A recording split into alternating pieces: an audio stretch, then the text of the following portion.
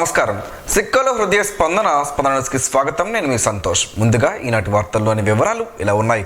శ్రీకాకుళం జిల్లాలో పెన్షన్ల పంపిణీ కార్యక్రమం దిగ్విజయంగా సాగుతోంది.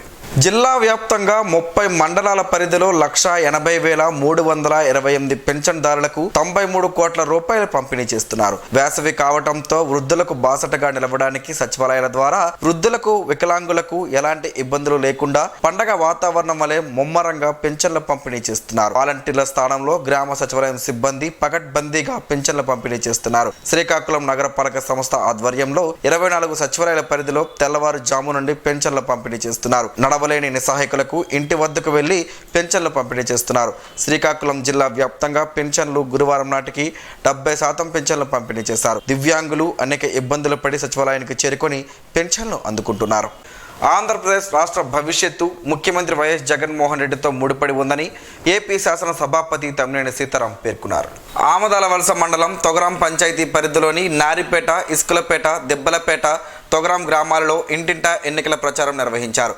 ప్రతి గడపకు వెళ్లి ఈ 5 సంవత్సరాలలో ముఖ్యమంత్రి జగన్మోహన్ రెడ్డి అందించిన సంక్షేమ పథకాలు, తాను చేసిన అభివృద్ధి ప్రజలకు వివరించి అమూల్యమైన ఓటును ఫ్యాన్ గుర్తుపై వేసి తనను గెలిపించాలని ఏపీ స్పీకర్ స్థానిక అభ్యర్థి తమ్మినేని అభ్యర్థించారు.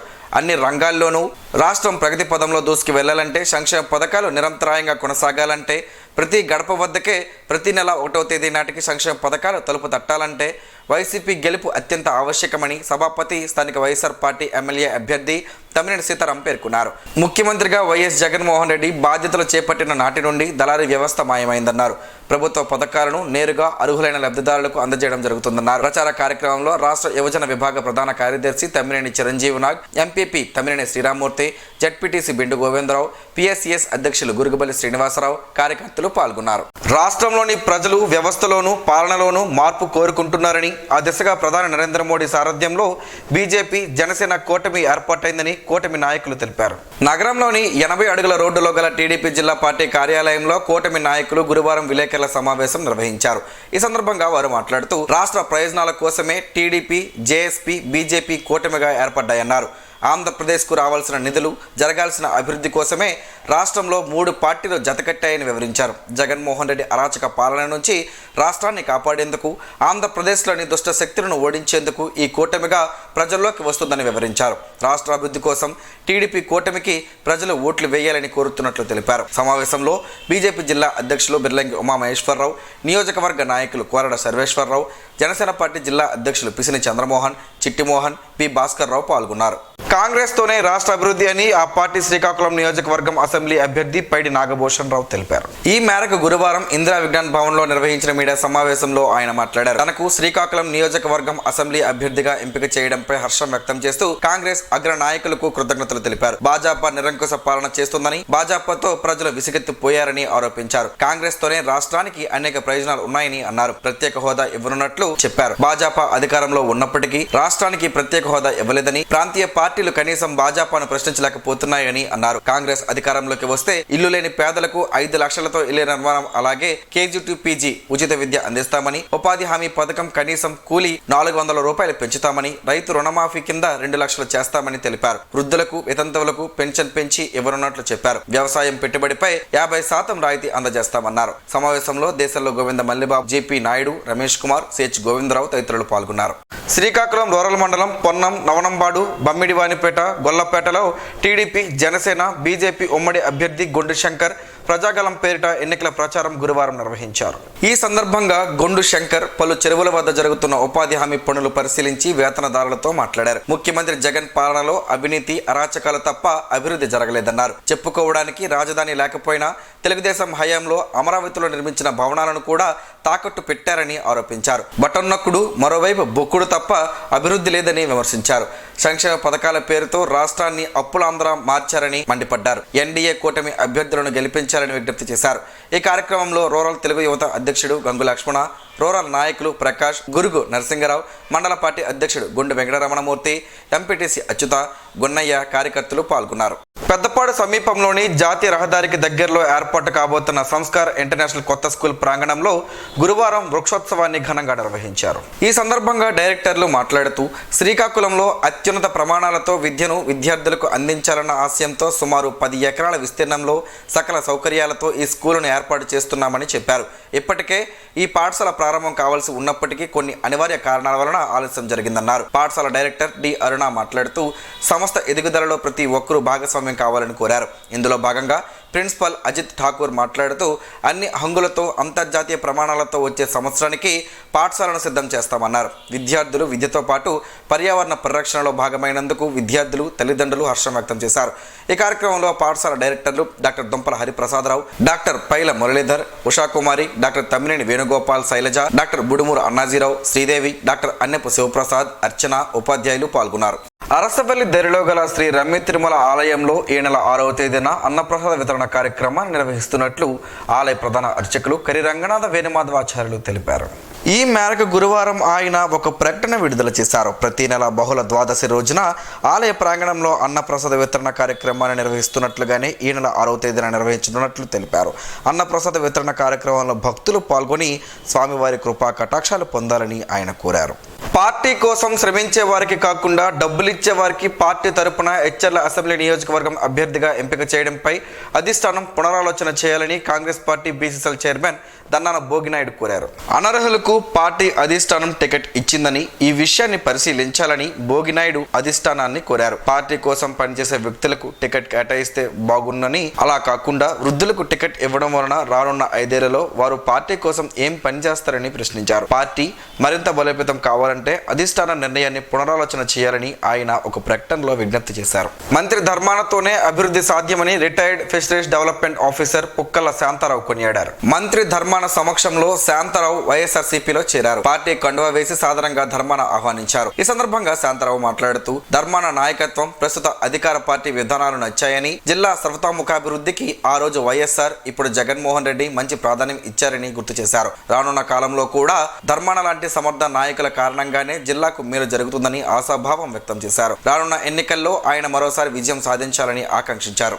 నగరంలోని స్థానిక గొంటి వీధి, కత్తెర వీధి, న్యూ కాలనీ, నానుబాల వీధులలో కేంద్ర పోలీస్ బలగాలు, పోలీస్ సిబ్బంది ఫ్లాగ్ మార్చ్ గురువారం నిర్వహించారు. ఎన్నికల నేపథ్యంలో ప్రజలు ప్రశాంత వాతావరణంలో స్వేచ్ఛగా తమ ఓటు హక్కును వినియోగించుకునేలా ప్రజలందరూ ఎన్నికలను ప్రశాంత వాతావరణంలో నిర్వహించేందుకు పోలీసులకు సహకరించాలని సిఐ ఉమామహేశ్వరరావు కోరారు. అనవసరపు ఘర్షణలకు పాల్పడకుండా శాంతి భద్రతలకు విఘాతం కలిగించే వ్యక్తుల సమాచారం అందించాలని కోరారు. అసాంఘిక కార్యకలాపాలు నిర్వహించే వారిపై చర్యలు తీసుకుంటామన్నారు. ఎన్నికల నియమావళిపై ప్రజలకు అవగాహన కల్పించారు. ఉద్దేశంతో ఫ్లాగ్ మార్చ్ నిర్వహించినట్లు చెప్పారు. ఈ ఫ్లాగ్ మార్చ్ లో ఎస్ఐ హరికృష్ణ, పోలీస్ సిబ్బంది, కేంద్ర బలగాల సిబ్బంది తదితరులు ఉన్నారు. శ్రీకాకుళం నగర కార్పొరేషన్ బాదుర్లపేట వాంబే కాలనీలో యువనేత ధర్మాన రామ్మనోహర్ నాయుడు బుధవారం సాయంత్రం ఎన్నికల ప్రచారం నిర్వహించారు. ఎన్నికల ప్రచారంలో భాగంగా ఇంటింటికి వెళ్లి జగన్ చేపట్టిన సంక్షేమ పథకాలను వివరించారు. నవరత్నాల పథకాల ద్వారా ప్రజలు ఎంతగానో అభివృద్ధి చెందారని, మళ్లీ ఇటువంటి అభివృద్ధి ప్రభుత్వం పేద ప్రజల పట్ల మక్కువ చూపే ప్రభుత్వం, అవ్వా తాతలకు సంక్షేమ ప్రభుత్వం రావాలంటే ఫ్యాన్ గుర్తుపై ఓటు వేసి గెలిపించాలని ఓటర్లను విజ్ఞప్తి చేశారు. యువనేత వెంట స్థానిక వైఎస్ఆర్ కాంగ్రెస్ పార్టీ నాయకులు, కార్యకర్తలు, అభిమానులు, గ్రామస్తులు ఉన్నారు. ఎచ్చర్ల నియోజకవర్గం కాంగ్రెస్ పార్టీ ఎమ్మెల్యే టికెట్ ను రాష్ట్ర ఓబీసీ జనరల్ సెక్రటరీ దన్నాన భోగినాయుడుకి ఇవ్వాలని ఆ పార్టీ నాయకులు ఆబోతుల రామినాయుడు, మురళీలు కోరారు. గురువారం మండల కేంద్రంలో నిర్వహించిన మీడియా సమావేశంలో వారు మాట్లాడుతూ ఎచ్చర్ల నియోజకవర్గంలో కాంగ్రెస్ పార్టీని ఒక తాటిపై తీసుకువచ్చి తూర్పు కాపు జాతి ఔన్నత్యాన్ని కాపాడుకోగలిగిన నాయకుడు దన్నాన భోగినాయుడు అని, ఆయన పార్టీ కోసం అహర్నిశలు తప్పించిన వ్యక్తి అని వివరించారు. పలు పార్టీలు మారిన వ్యక్తి కరిమజ్జి మల్లేశ్వరరావు అని, అలాంటి వ్యక్తికి టికెట్ ఇవ్వడం చాలా బాధాకరంగా ఉందన్నారు. కాంగ్రెస్ పార్టీ బలోపేతం కావాలన్నా, కార్యకర్తలు వేరే వైపు చూడకుండా ఉండాలన్నా అధిష్టానం నిర్ణయంలో పునరాలోచన చేయాలని వారు కోరారు. పోలాకి మండలంలోని అంపలం పంచాయతీ పరిధి గ్రామాల్లో గురువారం యువనేతలు డాక్టర్ కృష్ణ చైతన్య, రామలింగం నాయుడులు ఎన్నికల ప్రచారం నిర్వహించారు. ఈ సందర్భంగా వారు స్థానికులతో మాట్లాడుతూ జగనన్న సంక్షేమ పాలనకు మరోసారి మద్దతుగా నిలవాలని కోరారు. ఈ సందర్భంగా ఆయా పంచాయతీ గ్రామాల్లో యువ నాయకులకు అప్పుర స్వాగతం పలికారు. మహిళలు, యువకులు అధిక సంఖ్యలో హాజరై జగనన్న పాటలకు డాన్సులు వేశారు. ఈ కార్యక్రమంలో DCCB chairman Karimi Rajeswararao, MPP Muddada Bairagi Naidu, party అధ్యక్షులు కణితి కృష్ణారావు, అభిమానులు పాల్గొన్నారు. కరక్కాయతో పలు ఆరోగ్య ప్రయోజనాలు ఉన్నాయని ఆరోగ్య నిపుణులు చెబుతున్నారు. ఆ వివరాలేంటో ఈరోజు ప్రసారం అయ్యే ఆరోగ్యమే మహాభాగ్యంలో తెలుసుకుందాం.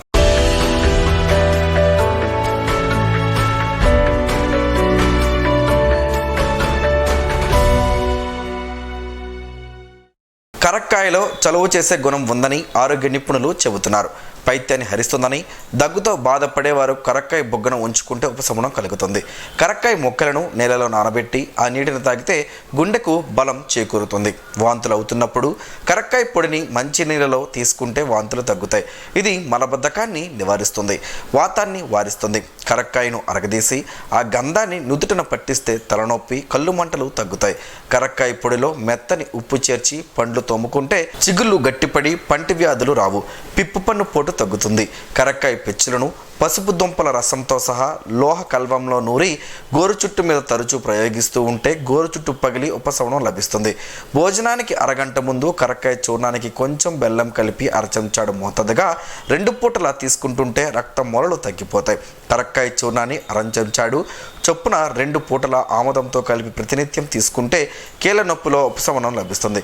కరక్కాయ చూర్ణం 2 భాగాలకు వేయించిన పిప్పళ్ళ చూర్ణం 1 భాగం కలిపి మోతాదుకు పావు చెంచాడు చూర్ణం తేనెతో కలిపి ప్రతి 4 గంటలకు ఒకసారి చొప్పున నాకిస్తూ ఉంటే కోరింత దగ్గు తగ్గిపోతుంది. కరక్కాయ చూర్ణాన్ని మోతాదుకు 3 గ్రాములు తేనెతో కలిపి ప్రతిరోజు 2 పూటలా ఇస్తూ నూనెలు, కారం, పులుపు, మసాలాలు వంటివి తగ్గించి చప్పిడి పద్యం చేయిస్తే 1-2 వారాల్లో కామెర్లు తగ్గుతాయి. కరక్కాయ పెచ్చులను మామిడి జీడిలోను పలుకులను సమభాగాలు గ్రహించి పాలతో సహా నూరి తలకు ప్రయోగిస్తే చుండ్రు ఎంత తీవ్రంగా ఉన్నప్పటికీ ఫలితం కనిపిస్తుంది.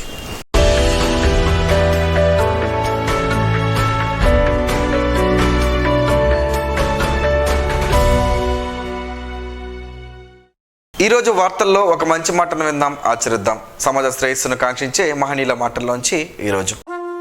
జీవనం గమనం గమ్యం. ఋషి చింతన. ప్రారంభం కంటే ముగింపు చాలా కష్టం.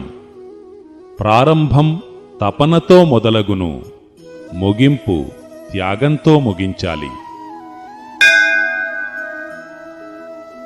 ఆకలికి ఉపశమనమే లేదు, అనుభూతికి ఉనికే లేదు.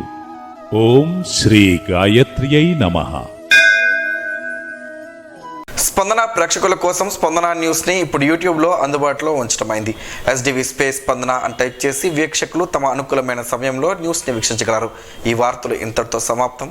మరలా ప్రసారం అయ్యే స్పందన న్యూస్లో కలుసుకుందాం. అంతవరకు సెలవు, నమస్కారం. మీ మాటే మా బాట.